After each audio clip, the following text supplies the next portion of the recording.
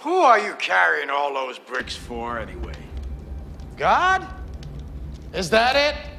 God? Well, I tell you, let me give you a little inside information about God. God likes to watch. He's a prankster. Think about it. He gives man instincts. He gives you this extraordinary gift, and then what does he do? I swear, for his own amusement, his own private cosmic gag reel, he sets the rules in opposition. It's the goof of all time. Look, but don't touch.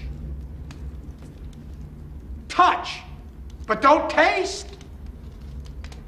Taste, don't swallow. And while you're jumping from one foot to the next, what is he doing? He's laughing his sick off. He's a sadist. He's an absentee landlord. Worship that now. Let's keep in mind that Satan is the ultimate deceiver, desperately leading people astray by influencing the way we think and eventually turning billions away from God's truth. He is very clever and will play both sides as long as he gets you in the end. Discovering as of recent, we now know that Satan has been altering our own government. Our politicians and bankers have secretly been accomplishing the works and deeds of Satan. Whether or not they know it, they believe they are doing the works of good, either to save all mankind or to simply become kings of a dying planet. We've seen this already by the commercializing and promoting of man-created holidays. These pagan celebrations originated from the same heathens and idol worshippers we read about in the scriptures.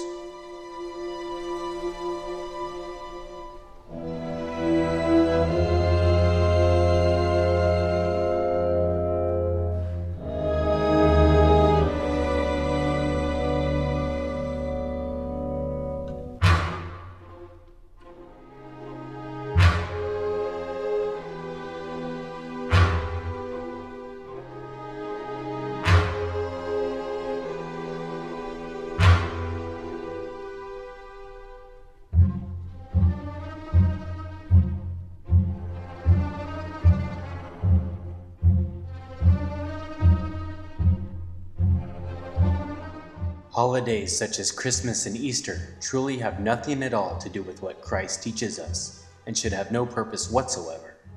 Tradition and good intentions are no excuse to participate in these days that dishonor the one and only God. It's also important not to judge those who keep these days, especially since most do not even know they are wrong. We can only hope they will look deeper into their origins and true meanings, and discover how they are nothing but man-created holidays. They should ask themselves, is it for God's glory or for their own? If people feel the need to be keeping certain holy days and exchanging gifts, there should be no reason that they can't be participating in the holy days that were actually mentioned in the Bible. Since we know that our government is helping Satan's plan, it's not doubtful to believe that they, or some government-associated church, will create their own Antichrist and mark just to force the world to avoid the truth. These men know all about the Bible, and Satan's inclined to figure that once Christians believe they have the mark figured out, they'll believe they will be safe from the world's last days. But in reality, this mark would be nothing but a decoy, a misconception. If everyone knew who the Antichrist was, no one would follow him. Hence, if all knew what the mark was, no one would receive it. And Satan's much more clever than that. So with this line of thought, we can easily determine that the mark will be given to most all on the face of this planet. We can also understand this because we know that God's elect are only few in numbers.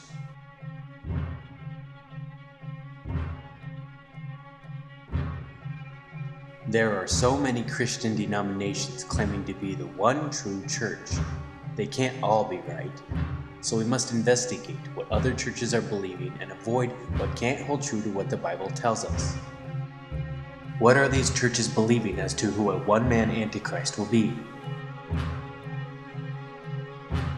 There are many nominees out there.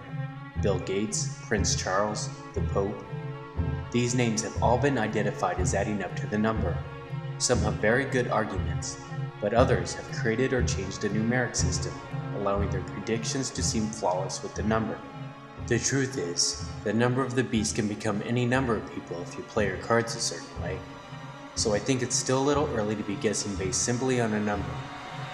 Also, I do not believe the Antichrist is what we should be concerned about. It's his mark. Sure, to know the beast makes it incredibly easier avoiding his mark, but we shouldn't continue on accusing an infinite amount of political and religious leaders of being the Antichrist based merely on a number association. Avoiding a certain drug dealer makes you no better a man if you're buying drugs in the first place. It's much more important to identify the mark.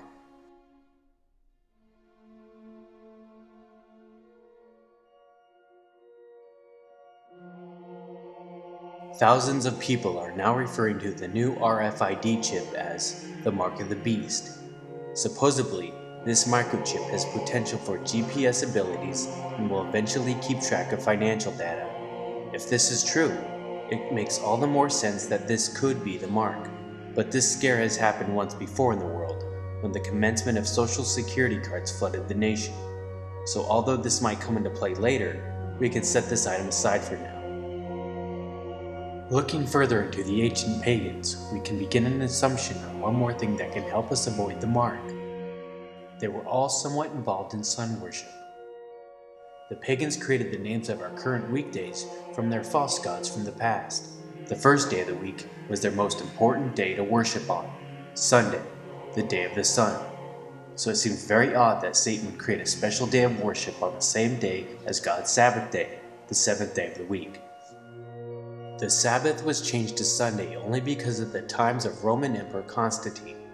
He converted from paganism to Christianity only because he was trying to hold his empire together due to the feuding between the pagans and the ever-growing Christians.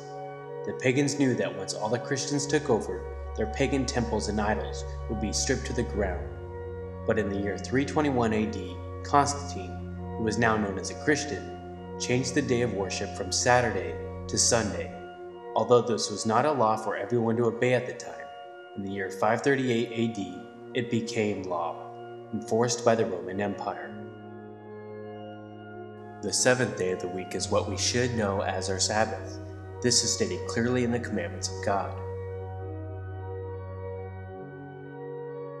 Now there's a lot of people out there that believe that the laws of the Old Testament have simply been done away with, and believe that any day of the week will do.